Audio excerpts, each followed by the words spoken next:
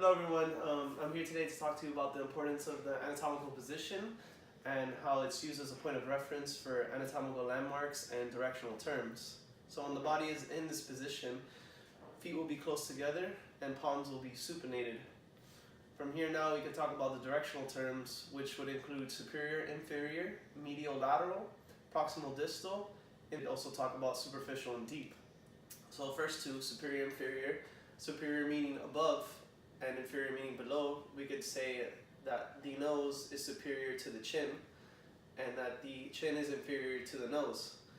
When we're talking about medial and lateral, medial will mean anything closer to the mid-sagittal plane, lateral being the opposite. So example, we could use that the nose is medial in comparison to the ears.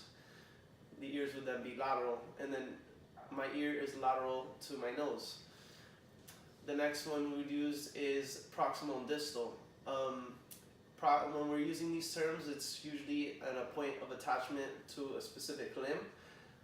So I could use my arm for an example, and proximal would be closer to the torso area, and distal being the opposite.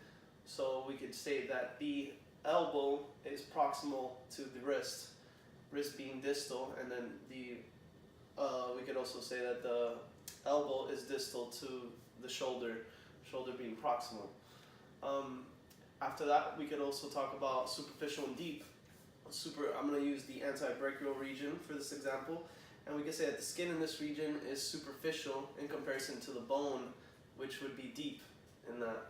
So this fall, I plan to start the occupational therapy program here at FIU. Knowing these terms would be very important as they'll be used regularly throughout the occupational therapy program.